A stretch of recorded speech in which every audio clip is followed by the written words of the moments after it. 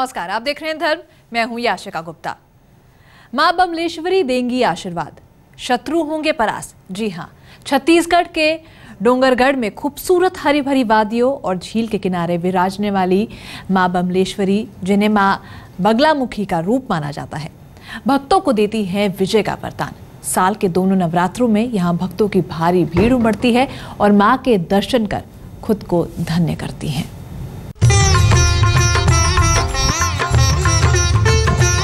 छत्तीसगढ़ की हरी भरी वादियां, तन मन को निर्मल कर देने वाली झील और इस सब के बीच पहाड़ों पर बसा मां बमलेश्वरी का धाम, जहां ऊंचे आसमान में इठलाती है पताका। सच्चे दरबार में उमड़ती है भक्ति और भक्त यहां करते हैं माता का बखान। छत्तीसगढ़ के डोंगरगढ़ में जमीन से करीब 2000 फीट की ऊंचाई पर विराजती हैं मां बमलेश्वरी, जिन्हें मां बगलामुखी का रूप माना जाता है और जिनकी एक झलक पाने के लिए दूर दूर से भक्तों का जत्था मां के इस धाम में पहुंचता है।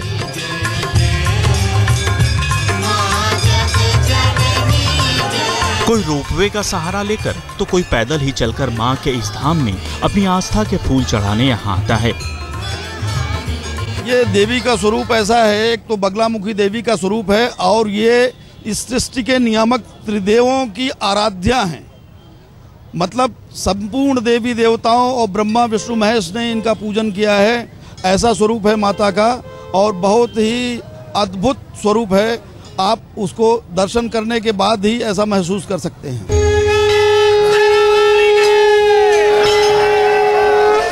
मंदिर में प्रवेश करते ही सिंदूरी रंग में सजी मां बमलेश्वरी का भव्य रूप बरबसी भक्तों को अपनी ओर खींच लेता है।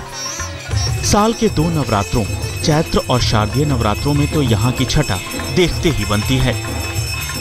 लंबी लंबी कतारों में खड़े भक्त घंटों यहाँ मां की एक झलक भर पाने का इंतजार करते हैं। प्राचीन काल में यह स्थान कामावती नगर के नाम से विख्यात था।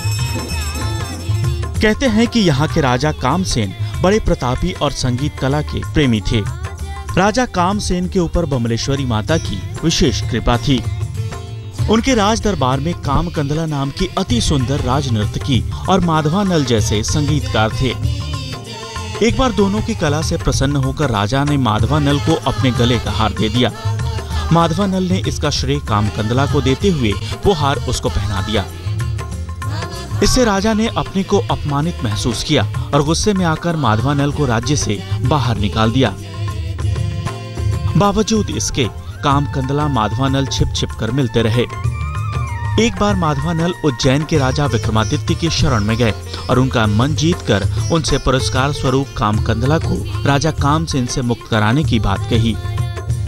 राजा विक्रमादित्य ने दोनों के प्रेम की परीक्षा ली और दोनों को खरा पाकर कामकंदला की मुक्ति के लिए पहले राजा कामसेन के पास संदेश भिजवाया। राजा के इनकार करने पर दोनों के बीच युद्ध छिड़ गया। दोनों वीर योद्धा थे। एक महाकाल का भक्त था तो दूसरा विमला माता का। दोनों ने अपने अपने इष्ट देव का आह्वान किया तो एक ओर से महाकाल और दूसरी ओर से भगवती विमला मां अपने अपने भक्तों की सहायता करने पहुंचे। युद्ध के दुष्परिणाम को देखते हुए महाकाल ने विमला माता से राजा विक्रमादित्य को क्षमा करने की प्रार्थना की और कामकंदला और माधवानल को मिलाकर वो दोनों अंतर्ध्यान हो गए। वहीं विमला मां आज बमलेश्वरी देवी के रूप में छत्तीसगढ़ वासियों की अधिष्ठात्री देवी हैं। अतीत के अनेक तथ्यों को अपने गर्भ में समेटे ये पहाड़ी अनादिकाल से जगत जननी मां बमलेश्वरी देवी की सर्वोच्च शाश्वत शक्ति का साक्षी है। मां बमलेश्वरी के आशीर्वाद से भक्तों को शत्रुओं को परास्त करने की शक्ति मिलती है, साथ ही मिलता है विजय का वरदान। मुश्किलों को हर कर मां अपने भक्तों को दिखाती हैं मुश्किलों से लड़ने का रास्ता।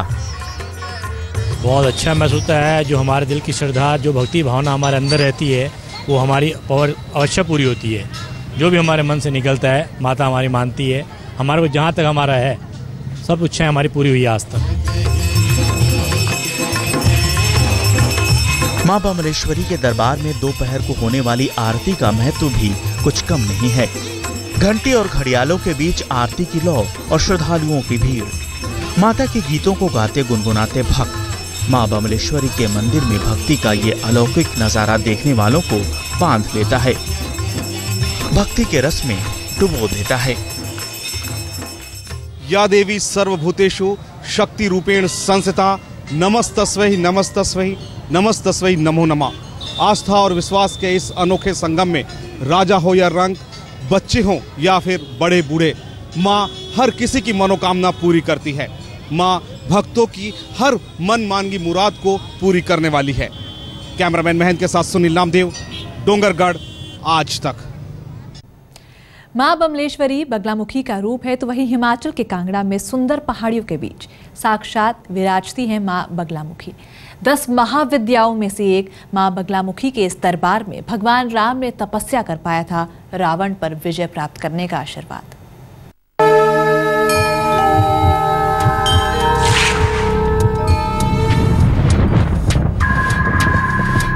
ये घुमावदार पहाड़ी रास्ता पूरी तरह खामोश है।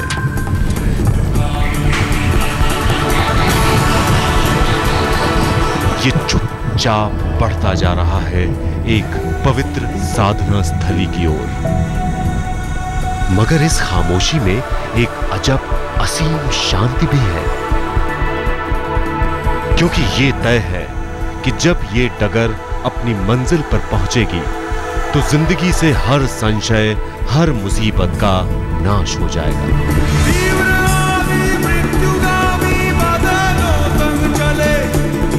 इसी विश्वास के साथ बढ़ते रहे हम भी, स्वयं को सिद्ध करने की कामना से कर्म युद्ध में अजेय होने की आकांक्षा तक, शत्रुओं के षड्यंत्र से बाधाओं का चक्रव्यूह तोड़ने तक, एक अलौकिक शक्ति का स्पर्श पाकर असीम आध्यात्मिक चेतना के लिए।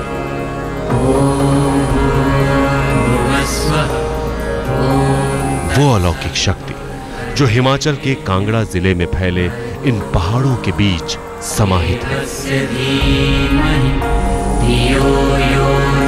वो असीम आध्यात्मिक चेतना जो युगों युगों से मिल रही है गुप्त साधना के सबसे बड़े धामों में से एक मां बगलामुखी के इस प्राचीन मंदिर से। आदिशक्ति जगन्माता अनुग्रहकारिणी सर्वत्र व्यापिते नंदे श्री संकीर्ते नमस्ते।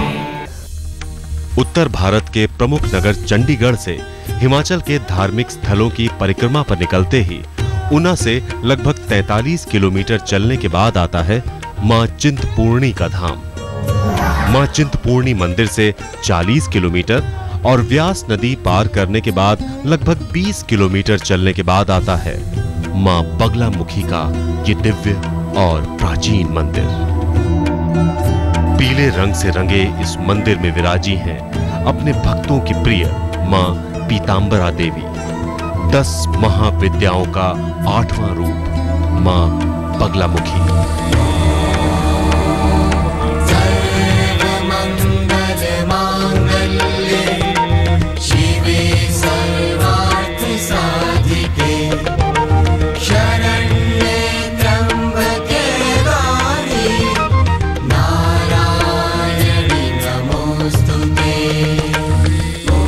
आदिकाल की देवी 10 महाविद्याओं में 8वां रूप है। विशेषता है प्राचीन काल में राजा महाराजा लोग इस देवी की पूजा करते थे और अपने शत्रुओं पर विजय पाते थे। लेकिन आजकल कलयुग में हर किसी को शत्रु हुए है, हर कोई किसी न किसी बाधा से पीड़ित है। माता रानी की कृपा से जब आप माता रानी का पूजा पाठ हवन करेंगे आपको 36 दिन के अंदर माता रानी जी का रिस्पॉन्स मिल जाएगा।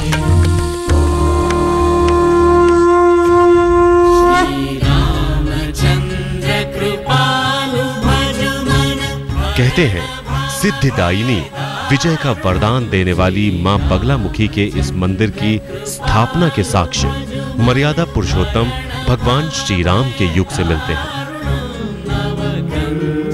रावण पर विजय पाने के लिए उन्होंने यही तपस्या की थी और न जाने कितने ही युग पुरुषों ने अपने शत्रुओं पर विजय पाने के लिए यहाँ कठोर तप और गुप्त साधनाएं की। मान्यता है कि भगवान श्री राम का आदेश पाकर ही हनुमान जी और भैरवनाथ ने इस पूरे क्षेत्र की सुरक्षा का जिम्मा अपने ऊपर ले लिया था और तभी से मां बगलामुखी के इस मंदिर के द्वार पर ही तैनात है हनुमान जी और भैरवनाथ जी। और यही प्रज्वलित है ये अलौकिक दीपक जो मां की मौन साधना में युगों युगों से यूं ही चल रहा है। मां बगलामुखी के दरबार में हवन करने की विधि बेहद अनूठी है, क्योंकि हवन सामग्री में किया जाता है लाल मिर्च का इस्तेमाल। कहते हैं लाल मिर्च को शत्रुनाशक माना जाता है, जिसकी पूजा में इस्तेमाल करने से शत्रुओं का नाश हो जाता है।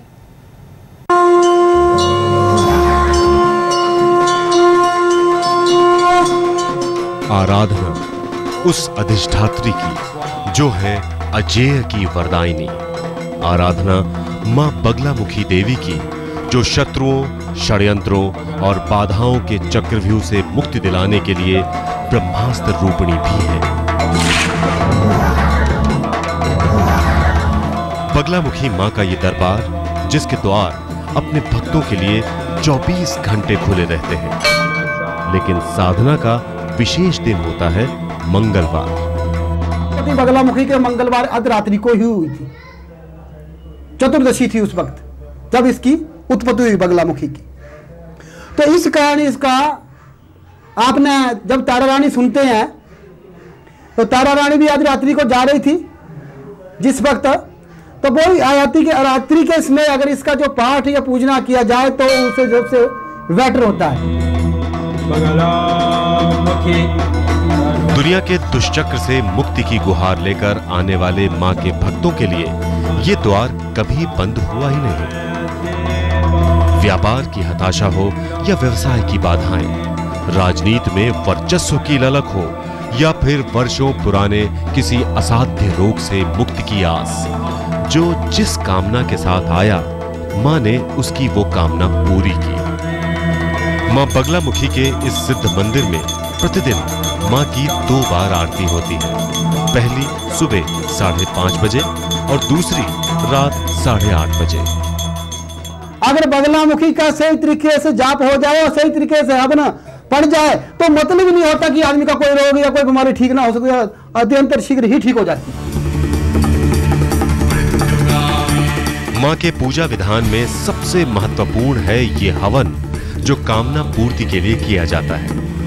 इस हवन में इस्तेमाल होने वाली हवन सामग्री में सबसे ज्यादा मात्रा होती है लाल मिर्ची की। कहते हैं कि लाल मिर्च शत्रुनाशक है और इसीलिए इसे हवन के दौरान हवन अग्नि में डाला जाता है। इसके अलावा शत्रुओं, उग्र ग्रहों, दुर्घटना और असाध्य रोगों से मुक्ति के लिए घुटनों के बल बैठकर बाएं हाथ से हवन सामग्री को पूरी शक्ति के साथ आग में डाला जाता है। स्वाहा। ठीक इसी समय एकाएक आग ठंडी हो जाती है, मगर चंद मिनटों बाद ही फिर अचानक हवन कुंड से आग की लपटें निकलने लगती हैं। कहते हैं कि यह संकेत है कि मां ने अब सब कुछ ठीक कर दिया है।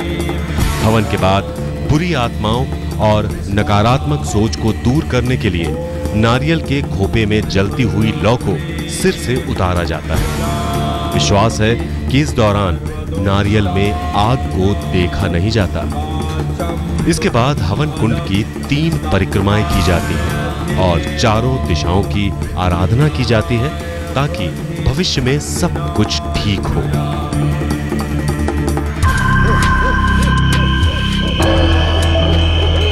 मंगलवार की आधी रात, मां बगलामुखी की उत्पत्ति का समय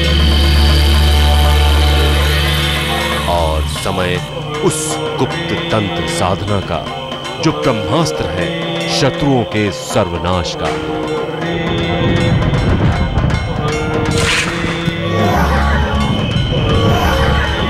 जब सारा ब्रह्मांड सो रहा होता है तब अपने भक्तों की रक्षा के लिए जाग रही होती है आदिशक्ति मां बगलामुखी।